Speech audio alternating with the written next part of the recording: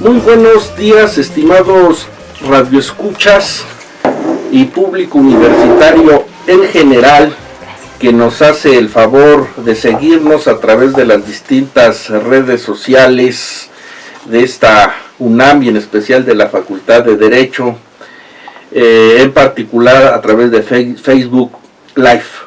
Para su amigo el doctor José Luis López Chavarría, es un gusto, un placer estar este 18 de febrero de 2020 aquí en el campus universitario, inaugurando. Maestro Eduardo Oropeza, bienvenido, muchas gracias por su presencia nuevamente en una temporada más de elecciones, movimientos y partidos, coordinado y producido por el Seminario de Derecho Electoral. Estamos hablando de ya una sexta temporada. Para nuestros amigos universitarios, nuestra comunidad académica, además, recordarles que la aportación que el Seminario de Derecho Electoral realiza es que este tipo de programas se videofilman y con las correcciones propias de la edición de programa, en unas cuantas horas, en unos cuantos días, está subido al canal de YouTube, para que todo aquel interesado en este tipo de temáticas pueda vernos y escucharnos nuevamente. Es la aportación de materiales académicos que la Facultad de Derecho realiza a sus estudiantes y a la sociedad en general. Como ha sido tradicional a lo largo de este tiempo, en el programa Elecciones, Movimientos y Partidos se abordan temas de coyuntura nacional, de relevancia, de trascendencia, que está en la mesa de la discusión del derecho electoral y de la política en general. El día de hoy nos convoca en esta contertulia un tema que consideramos importante: el contexto social y político del México actual, que además viene a ser el preludio de los comicios intermedios del próximo año, 2021, que propiamente ya desde finales de este mes arrancan los actos preparativos de las elecciones federales intermedias. Quiero, antes de continuar en las explicaciones de este programa, darle la bienvenida en principio a nuestro invitado especial, y me refiero al maestro y doctor José Luis Camacho Vargas, quien podría decir mucho de su currícula, pero simplemente es para la UNAM un orgullo que sea nuestro catedrático universitario, con más de 25 años de docencia en la Facultad de Ciencias Políticas y Sociales y unos años quizás menos en la Facultad de Derecho, con la especialista sobre todo en el tema del poder legislativo, donde inclusive tiene un libro intitulado Derecho Parlamentario Mexicano. Maestro José Luis Camacho Vargas, tocayo, bienvenido, gracias por hacernos un espacio dentro de su apretada agenda. Bienvenido. Gracias, doctor López Chavarría, me siento muy contento de estar compartiendo estos micrófonos con el maestro Eduardo Oropeza y contigo, tocayo.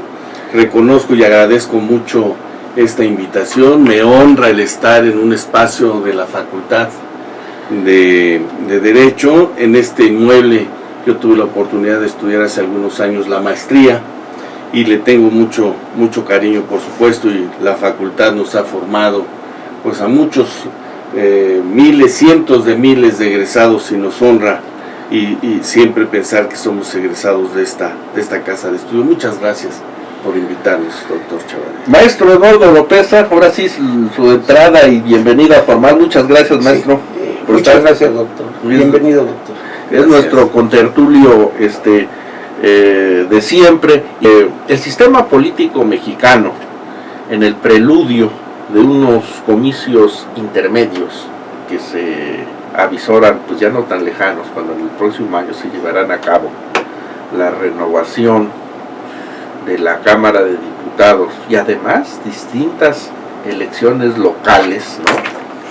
que van a constituir uno de los más grandes comicios de los cuales se tenga memoria, porque muchos de los estados ya han ajustado la fecha de la celebración de sus elecciones locales a la fecha en que se van a desarrollar estos comicios federales, entiéndase, renovación de Cámara de Diputados, y en donde también por vez primera va a operar este principio constitucional de la posibilidad de reelección. ¿Cuáles son las condiciones o las problemáticas, los contextos que van caracterizando como preludio el desarrollo de estos comicios? Que son varios, simplemente a lo mejor aquí como un primer saque, y a reserva de que pues vayamos a lo largo de la plática aderezando y agregando lo que los contertulios juzguen conducente. Y traigo a la mesa, a ver, porque está cobrando finalmente un realce, y que ha pegado inclusive en la misma UNAM con reformas a su estatuto para considerar que las cuestiones de ataque a género, ¿no? Es decir, violencia femenil, pues se va a considerar una falta grave para aquel quien la cometa, sea personal académico, alumnos o trabajador administrativo.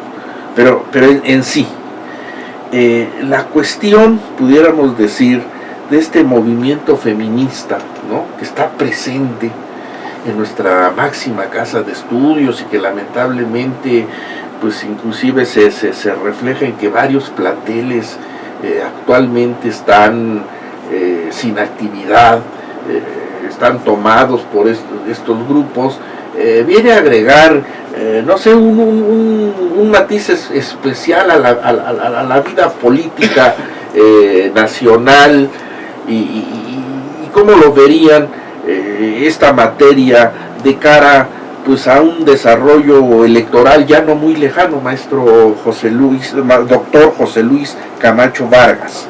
Gracias, mi querido tocayo. Mira, ampliando la primera reflexión acerca del proceso electoral federal del año entrante, que por mandato de ley debe iniciar la primera semana de septiembre de este año, esperando que la elección en el 2021 sea el primer domingo de junio. Si bien es cierto ello, la semana que entra va a iniciar un proceso muy interesante en la Cámara de Diputados, puesto que se va a elegir a cuatro consejeros del IFE.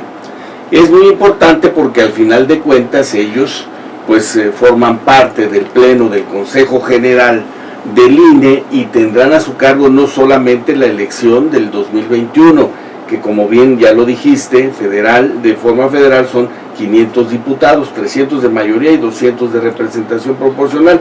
Tendrán también a su cargo en el 2024 la elección presidencial. Es muy importante, y este proceso inicia de acuerdo al artículo 41 en la Cámara de Diputados como Cámara exclusiva de este proceso. Y dos, tienes toda la razón, hemos visto no solamente en nuestra universidad, no solamente en nuestra ciudad, no solamente en nuestro país, sino en todo el mundo, esta preocupación y ocupación por la falta de cuidados que tenemos muchos sobre la equidad de género, sobre el respeto que merecen nuestras compañeras, en la escuela, en la oficina, en nuestra casa, ¿verdad? El respeto por la mujer. Y yo creo que la decisión del Consejo Universitario de la semana pasada de calificar como una falta grave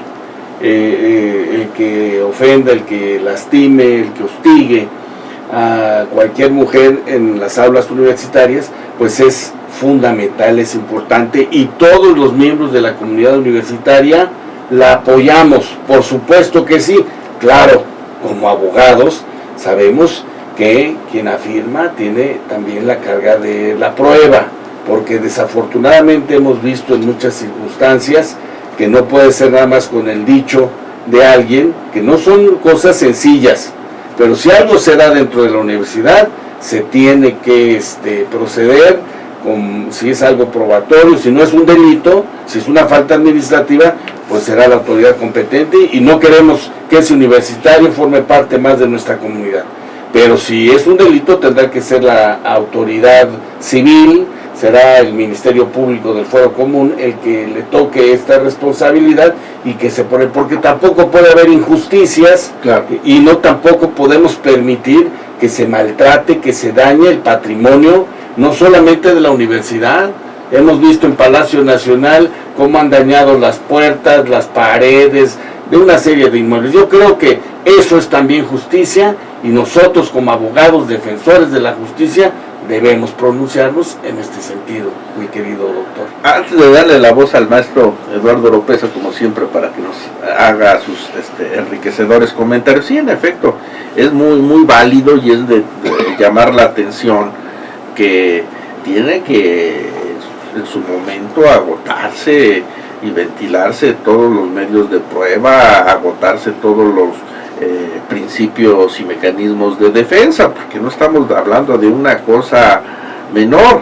En corto, de repente, ante un tipo de querella o de denuncia, pues se quisiera que ese personaje pudiera en un momento dado ser un académico que fuera inmediatamente apartado, expulsado del campo laboral, del mundo universitario.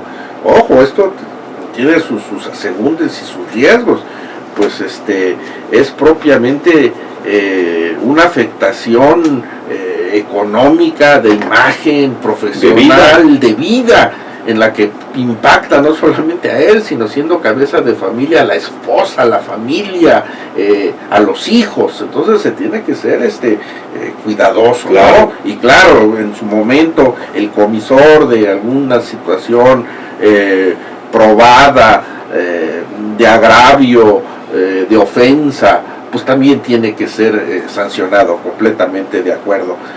Maestro Eduardo Oropesa, esto no será más que quizás un resabio de una cultura patriarcal que hasta el siglo XXI en las distintas democracias todavía está presente, y que hunde sus raíces y sus motivaciones en algo en realidad más serio de lo que ahorita estamos viendo, pero que finalmente ya está aflorando. ¿Cómo ve usted la situación? Mire, doctor, yo creo que el problema en relación a la equidad de género se puede señalar que es un problema generacional, es un problema ante todo social. Inciden muchos factores de todo tipo. Por otro lado, vemos que el Estado mexicano sin duda ha fallado en relación tanto a la equidad de género, no se diga en el aspecto político, en la participación de la mujer en cargos públicos. Realmente no ha habido ningún avance. Sin duda el voto femenino se inicia en aquel congreso que se celebró en Yucatán por Felipe Carrillo Puerto. Estaremos hablando en la década de 1920. Sí, los albores. Y hoy vemos como una serie de luchas por parte de las mujeres en diversas partes del país. Por ejemplo, en Veracruz hubo una huelga de prostitutas, una huelga de inquilinos, donde inclusive sacaron los colchones, los quemaron para protestar, porque realmente la mujer no era considerada en el aspecto político. Tardíamente se le da el voto a la mujer, y desgraciadamente la participación ha sido mínima. Inclusive hubo un movimiento en la década de los 60, 70, una lucha por la liberación sexual prácticamente de todos los jóvenes. Sin duda el problema de la píldora, los problemas religiosos, bueno, eso por un lado, y por otro lado una educación tradicionalista por parte del Estado y una familia completamente moralista, han ha creado un modelo, un prototipo de una mujer que sin duda la dejó en un estado de indefensión. Actualmente vemos que se manifiestan en todas partes, tanto en el mundo como en la Ciudad de México, y ya sus exigencias cada día van aumentando de volumen. Ahorita el doctor hablaba que próximamente en el Instituto Nacional Electoral se van a elegir 4 consejeros, sin duda 2 o 3 van a ser mujeres. Todas estas situaciones están resultando interesantes, nos indican en la cabina de producción que tenemos que irnos a un corte, no le cabe unidad universitaria. Y el maestro Oropeza, Eduardo Oropeza Villavicencio, nos estaba haciendo un interesante recorrido de la lucha de los reclamos democráticos femeniles a través del tiempo y cómo sus reclamos empezaban a identificarse en estos días. Maestro, quisiera agotar esta idea y este recorrido. Sí, mira, doctor, veo que actualmente el movimiento que se ha generado tanto en las ciudades como en las universidades, veo ante todo que es un problema, se puede decir, social, como antes lo manifesté, sobre todo a raíz de los feminicidios que se dan, pero si analizamos en qué parte se dan, sin duda se llevan a cabo en las grandes ciudades. Los feminicidios son pocos en el campo, entre los indígenas. Ya podemos hablar de la descomposición, como el día de hoy lo manifestó el presidente de México, que hay una descomposición social, pero no todo México existe, sino existe en las grandes urbes, por ejemplo, en la zona metropolitana, sin duda en la Ciudad de México. Vemos que los otros casos que se dieron en Ecatepec también se dan, por ejemplo, en Ciudad Juárez, en las zonas fronterizas, en Guadalajara, en Michoacán sobre todo.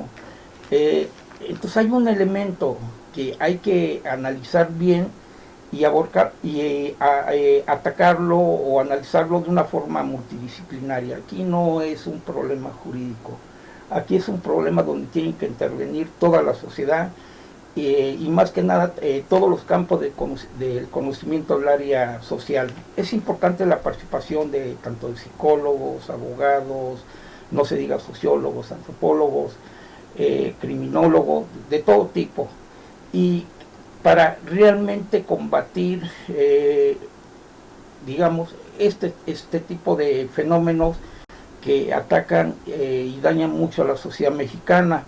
Mientras el Estado no actúe y piensa que por un lado por endurecer las leyes, crear una Guardia Nacional, duplicar la seguridad en las calles, con eso va a resolver, con eso cuando reforma una ley se quejan, hablan, es para sancionar quien cometió el delito, pero ¿dónde está la prevención? ¿Dónde están los programas? No existe una política, desgraciadamente en México, donde se imparta una educación desde el kinder hasta estudios universitarios. Muy cierto lo que dice usted, maestro. A ver, antes de pasarle nuevamente la voz a nuestro invitado de lujo, el doctor José Luis Camacho Vargas, el director de la Facultad de Derecho, nuestro estimado amigo el doctor Raúl Contreras Bustamante, en las reuniones así de gabinete, de staff, ¿no?, donde nos comparte estas preocupaciones de la vida universitaria, sí, coincide mucho en lo que he expresado con el maestro Eduardo Oropeza, es decir, se requiere considerar y atender a este tipo de reclamos, porque lamentablemente en estas zonas urbanas, nuestras grandes zonas metropolitanas, nuestras alumnas, ¿no?, las compañeras universitarias, antes de llegar aquí al campus del Pedregal, pues realmente vienen con una problemática ya a espaldas, que implica, por decir, los desplazamientos por esta ciudad, es decir, el transporte, el metro, el pecero, la inseguridad de las colonias en donde habitan, la disfuncionalidad o descomposición de muchas de sus familias, es decir, ya la familia tradicional pues se va haciendo añicos lamentablemente cada día, ¿no? Entonces, con ese cúmulo, nada más por señalar alguna de las cargas que traen tras de sí, en el campus universitario, ¿no? Pues se encuentran esa oportunidad de desahogo, de desfogue a la problemática que hoy en día está aquejando a la sociedad. Entonces, la actitud, y qué bueno que este tipo de reclamos, pues ha sido ya una batalla ganada, es decir, estamos viendo la tensión, el tipo de cambios de reformas legales, y que se siga por ese camino, no minusvalorar ese tipo de expresiones, porque hay mucho de fondo, y es un espejo de lo que la sociedad está padeciendo, y que finalmente como género están expresando ya un basta. No sé, algún comentario adicional más sí, que quedara por ahí en el tintero. Gracias, doctor López Chavarría. Creo que lo que ha dicho el maestro Eduardo Oropesa es el inicio en el siglo XX en nuestro país de cómo empieza a transformarse la mentalidad de la sociedad mexicana. Desde los 20, ¿verdad? Con Hermilia Galindo, en los 40, con el reconocimiento del voto municipal, en el 53, con el reconocimiento del voto universal, en los 70, con la igualdad jurídica en el cuarto constitucional, con el presidente Echeverría, la igualdad política o de candidaturas, ¿verdad? De 50 y 50% en el sexenio pasado, han sido avances permanentes, constantes, ¿verdad? Tiene que ser postulado igual número de candidatos a todos los niveles, los órganos colegiados, como el gobierno municipal, por ejemplo. No, y hasta en el año pasado, hasta en otros ámbitos de desarrollo, es decir, en secretarías de Estado, en otros ámbitos se ha ido avanzando. Escuché que había una iniciativa y no se ha concretado, que la mitad de mujeres en la administración y la otra mitad hombres. Yo creo que se debe seguir avanzando, pero también de que las cosas no se forcen y no sean obligatorias. Es posible que no le guste a la mitad de las mujeres trabajar en un área y quieran obligarlas a que sea la mitad, porque también lo vimos, que andan sacando de quién sabe dónde para que haya candidatas porque no las encuentran en determinados municipios, en determinadas entidades de la federación. Creo que eso es importante.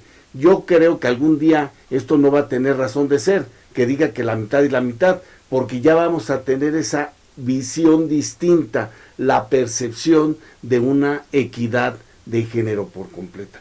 Creo que hemos avanzado con lentitud y la respuesta del gobierno también ha sido lenta, pero tarde que temprano, afortunadamente, ¿verdad? Ya han sido las mujeres las que nos han hecho ver las cosas distinto. Habrá una plena igualdad, una plena equidad en la sociedad mexicana. Y al decir en la sociedad mexicana, me estoy refiriendo a todos los ámbitos de la vida cotidiana. Que esa sería mi reflexión al respecto, doctor. Coincidiría totalmente, doctor Camacho Vargas.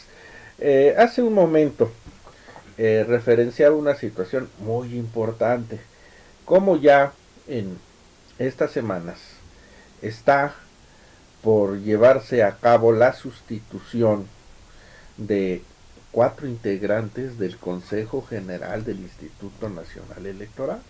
Y es nada más y nada menos que el órgano fundamental en la preparación, desarrollo y vigilancia de los comicios federales, y algunas inclusive facultades para los comicios estatales y municipales. O sea, no estamos hablando de poca cosa.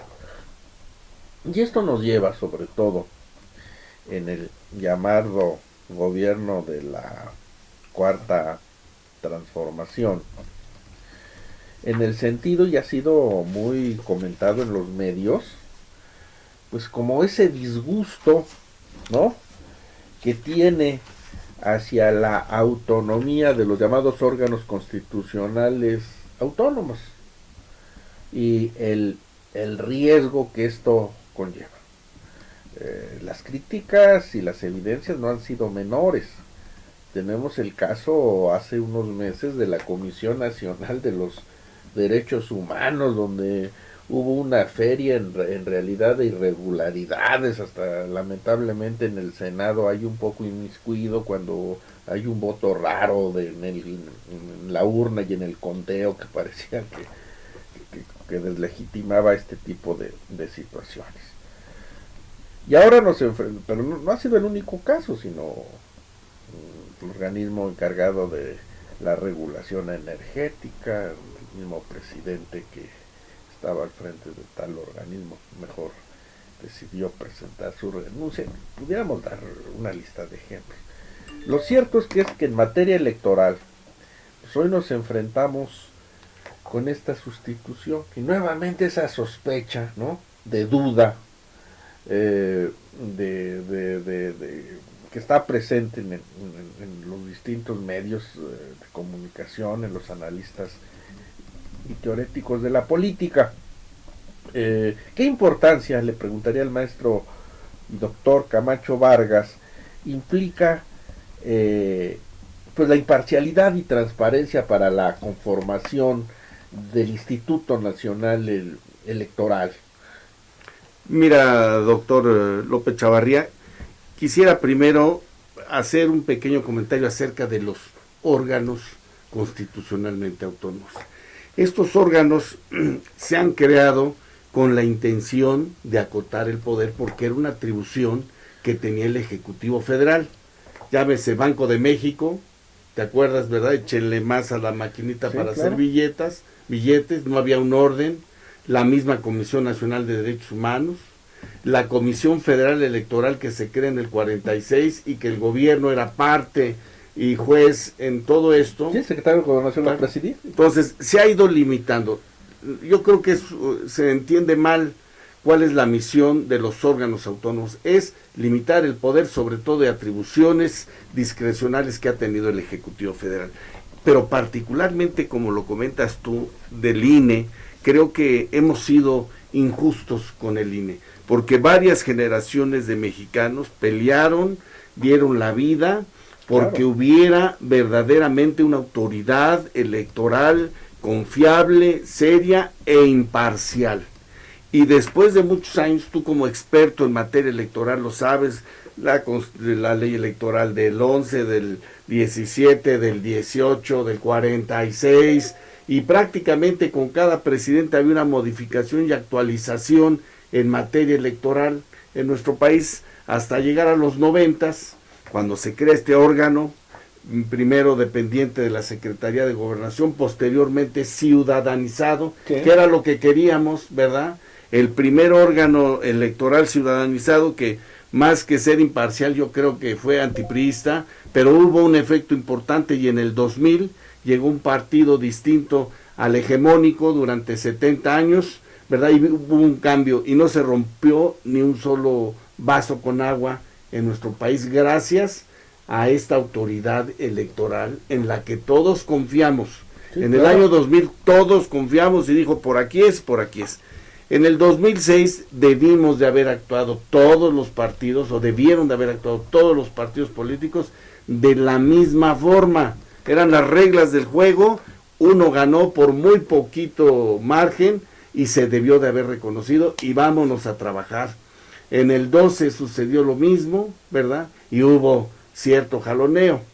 Y en el 18 volvió a haber y todos nos pusimos a trabajar. Quizá ha sido un partido, una corriente la que ha estado en contra de la elección del 2012 y del 2018. Y en estas dos veces, pues desafortunadamente fue un golpe al INE. Primero, desaparecieron al presidente, lo comentabas hace unos instantes, de este órgano electoral, lo desacreditaron, tuvieron que cambiar incluso a integrantes del Consejo General.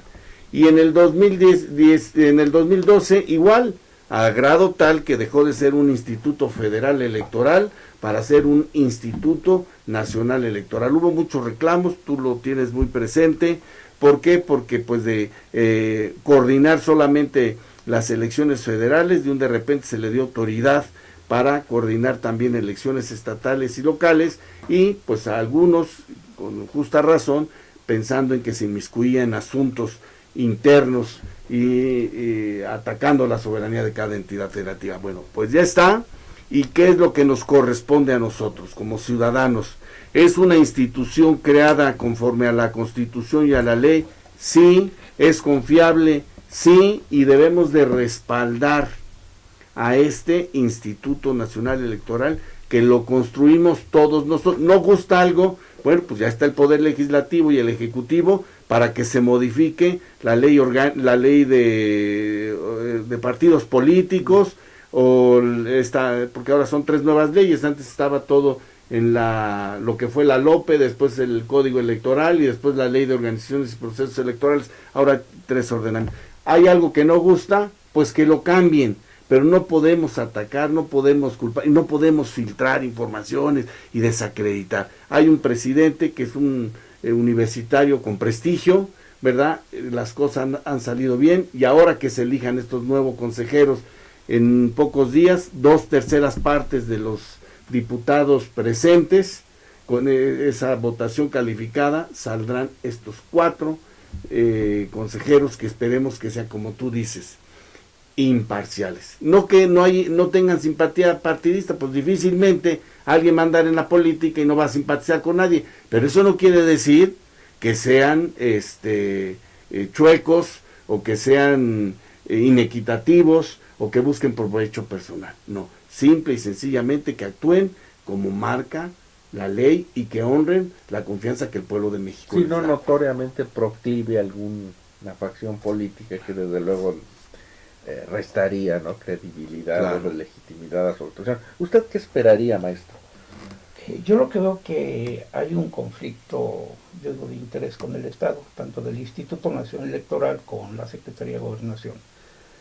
Si bien el INE es un órgano constitucional autónomo, no sé por qué tiene atribuciones que tiene el Poder Ejecutivo. Por ejemplo, quien tiene que emitir las credenciales de identidad de todos los mexicanos es una función de la Secretaría de Gobernación. El INE juega 2 papeles, muy claro, lo han manifestado, que es un pilar de la democracia, pero en relación a su otro papel, cuando monopoliza un padrón electoral, un padrón que es la única credencial del INE ante CIFE, que sirve de identificación a todos los mexicanos. Si no tiene esa credencial en un banco, no puede hacer operaciones. Si no tiene esa credencial en ese momento y viene del sur y se sube migración, lo deportan para Sudamérica.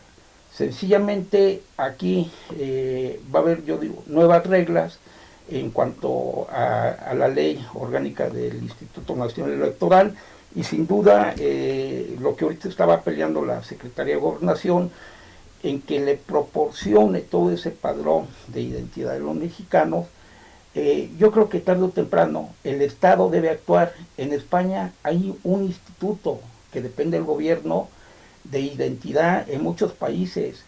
Aquí cada día son los robos de identidad y cada día falsifican, pese a todos los candados de seguridad, las credenciales del INE, y hay carteles por todas partes. ¿Qué es lo que sucede con el robo de identidad? Y muchas de las credenciales del INE que son falsas, están registradas. Qué interesante. Vamos a tener que hacer un breve corte, pero no le cambien, y enseguida estamos nuevamente con ustedes. Estamos nuevamente, estimada comunidad universitaria, en su programa Elecciones, Movimientos y Partidos. Y aquí en Tras Bambalinas, respecto a este interesante tema, el contexto social y político del México actual como preludio de los comicios intermedios del 2021, el doctor José Luis Camacho Vargas nos hacía hincapié, pues lo importante y además lo complejo que se avisora el desarrollo de los comicios del próximo año. en el entendido que al menos en el presente año solamente dos entidades federativas, Coahuila e Hidalgo. Sí. Coahuila y Hidalgo. Una que va a tener la renovación de su Congreso estatal y otra para la renovación de los ayuntamientos. Pero en la estadística del próximo año, maestro, es en verdad un universo realmente impresionante. Trae a usted algunos datos estadísticos que dan una exacta cabalidad de lo que estamos hablando, ¿verdad, maestro? Usted, por favor, maestro, que tiene Sí, así es, doctor. Fíjate que te comento, ya lo dijiste, habrá elecciones locales en dos entidades de la federación en este año, pero en septiembre, la primera semana de septiembre, iniciará la sesión primera del proceso electoral federal 2020-2021. Como seguramente nuestros amigos lo tienen presente, son 3 etapas, lo que es los preparativos, la jornada electoral y la calificación. Es un proceso muy largo, los preparativos, ¿verdad? Desde ver con qué letra del apellido van a estar en casilla y los lugares y quién puede y quién no puede y todo eso sabemos, y la capacitación y preparación es un periodo muy grande. Pero ahora sí, como dicen con mucha frecuencia, esta elección sí verdaderamente será la madre de todas las elecciones, en razón de que se van a modificar los gobiernos estatales en 15 entidades de la federación. Se va a ver nuevos 15 gobernadores. La mitad propiamente la mitad de la nuestro República. sistema federal de la República. La mitad de la República y 30 congresos Es importantísimo, locales. maestro, Claro. porque ahí pueda reflejar un aspecto de colorido político inimaginable, ¿no? Es decir, habría que ver, ¿no? Fíjate que la mañana con un grupo de alumnos comentábamos acerca de que en los sistemas parlamentarios, cuando se disuelve el parlamento y se vuelve a abrir elecciones, pues el pueblo ratifica o no ratifica al gobierno en funciones. Así es. Y nosotros, ¿qué es lo que tenemos que hacer en el 2021? Ratificar o no ratificar a la actual administración. ¿Y cómo lo hacemos? Pues si vuelve a tener mayoría el partido político que actualmente tiene las riendas del es gobierno, ratificar al gobierno. No tiene mayoría el partido político, entonces va a haber más fuerzas políticas, y no hay que perder de vista que se están creando nuevos partidos políticos, y que aparte de es otro elemento adicional en el preludio a los comicios federales. Y un padrón electoral que verdaderamente es la locura, hermano. 96 millones de ciudadanos comprenden el padrón electoral en estos momentos. Así es que imagínate, es la población de Centroamérica y de gran parte de América del Sur, la parte norte. O sea, va a ser una elección muy complicada. Necesitamos que lleguen al Instituto Federal, al Instituto Nacional Electoral, mujeres y hombres que conozcan la cuestión electoral, que sean expertos en cuestión electoral y que no vayan a aprender. Desafortunadamente hemos visto en muchas áreas del gobierno que hay una incapacidad, hay una falta de preparación, de conocimiento en áreas que son eminentemente técnicas. En materia de energía, por ejemplo, necesitamos a expertos en esa materia. Y en cuestión electoral, pues necesitamos a personajes como tú, que saben, que conocen la cuestión electoral. ¿Para qué? Para que se puedan tomar decisiones serias, apegadas a la ley, y que verdaderamente se cumpla con la normatividad. Entonces, el año que entra, una gran elección, el primer domingo de junio, con un padrón de 96 millones hasta ahorita, 7 partidos políticos que, como seguramente nuestros amigos lo saben, es el PAN, el PRI, el PRD, el PT, el Partido Verde, Movimiento Ciudadano y Morena. Los digo en el orden como fueron electos, porque a lo mejor muchos amigos que nos hacen el favor de escucharnos y de vernos no lo saben, pero en la boleta electoral, cuando va uno a emitir su sufragio, vienen en orden de que obtuvieron su registro. Y el Partido de Acción Nacional es del año 39, de septiembre del 39, por eso siempre irá en primer lugar. El PRI es del año 46, enero 46, ya como PRI, ¿verdad? En tercer lugar estará el Partido de la Revolución Democrática, que debe ser de mayo del año 89, más o menos, del año 89, después el Partido del Trabajo, el Partido Verde, el Movimiento Ciudadano y por último el Partido Morena, que hasta ahorita es el partido más reciente de constitución en cuanto y a habrá registro. 4 más, ¿verdad? Se habla de que pueden ser redes sociales progresistas, Encuentro Solidario, Grupos Sociales Promotores de México y México Libre, maestro. Fíjese usted, y dice una cosa muy cierta en cómo operan estas ratificaciones de confianza del electorado en los sistemas parlamentarios, ¿no? Es decir, cuando se han convocado anticipadamente las elecciones porque se ha disuelto el Parlamento.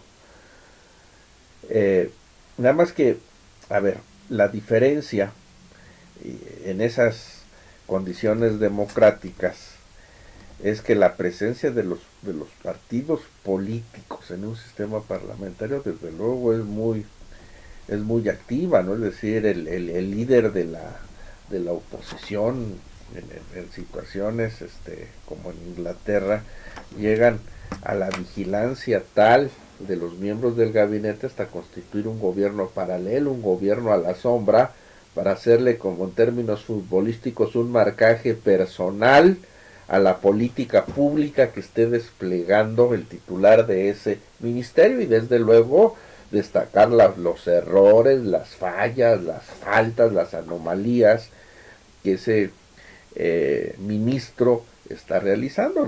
Desde luego el propósito, la finalidad es que en unos próximos comicios el electorado tenga presente que lo que la oposición dijo tenía razón, sobre todo cuando pues es fallida los resultados en una sociedad, la política pública de gobierno, ¿no? Y muchas veces vemos cómo es muy natural dentro del juego de la democracia que los que algún día son la oposición, el líder de la oposición, los partidos de la oposición, algún día ellos sustituyan al gobierno. Es el juego de las democracias. ¿Qué estamos viendo en el sistema político mexicano? Que después de este tsunami del año pasado, 2018, del 1 de julio de 2018, en donde un movimiento social convertido en partido político, que por siglas es Morena, arrasa rotundamente, no solamente en las elecciones presidenciales, sino que se queda con las mayorías en el Senado, Cámara de Diputados y además en los gobiernos de algunas entidades federativas y mayorías inclusive en algunos congresos locales. Lo que estamos viendo es que lamentablemente, o qué explicaciones le daría usted, maestro Oropeza Villavicencio, que desde esa fecha a la actualidad vemos a unos partidos de oposición realmente ausentes, unos partidos políticos que todavía no salen de ese, pudiéramos decir, estado de shock del ferrocarrilazo que les pasó encima, y no conocemos propuestas alternativas, ofertas que vengan a entusiasmar a un electorado de cara a unos próximos comicios. ¿Qué es lo que nos proponen? ¿Cuál es la actitud crítica? Y estamos hablando de una crítica constructiva, como en toda democracia, de esa política pública que se está llevando. Aquí al menos lo que llevamos de estos meses no lo veo por ningún lado, maestro.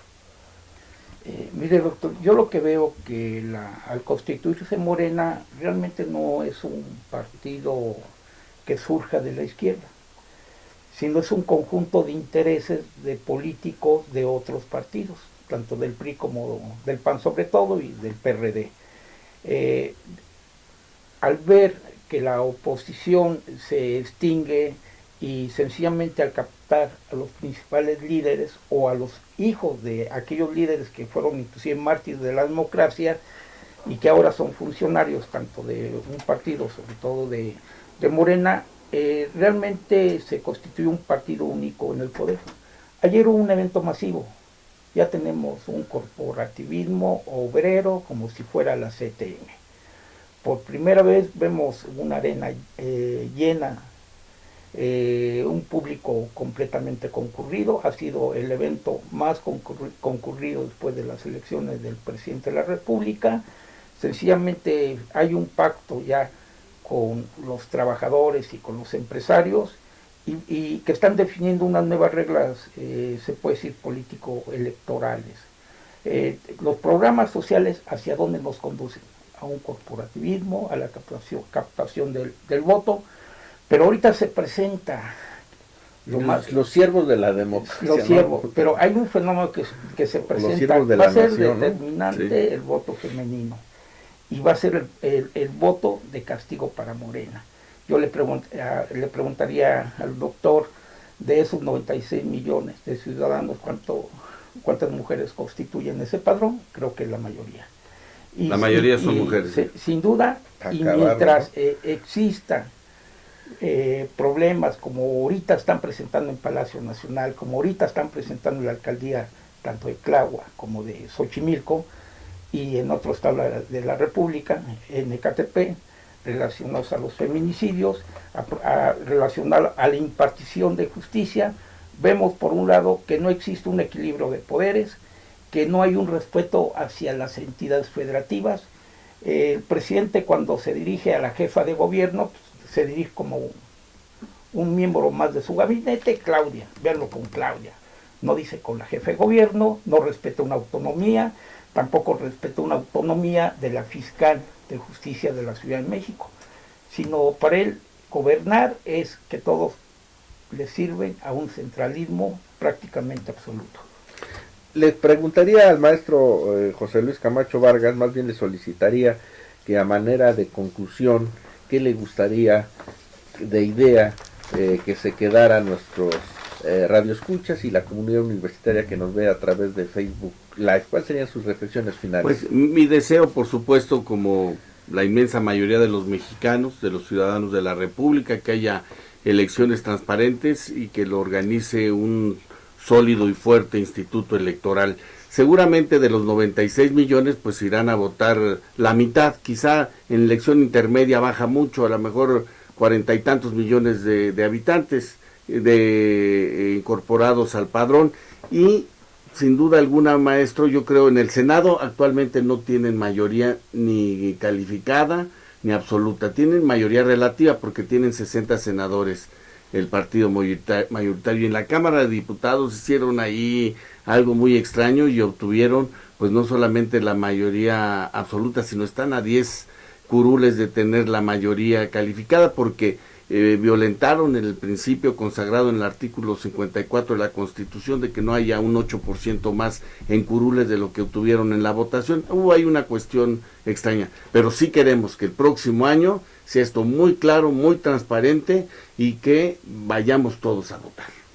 Pues con estos buenos deseos y estas reflexiones expresadas por nuestro invitado especial, el doctor José Luis Camacho Vargas, presentamos un programa más de elecciones, movimientos y partidos, breves reflexiones de la democracia en México.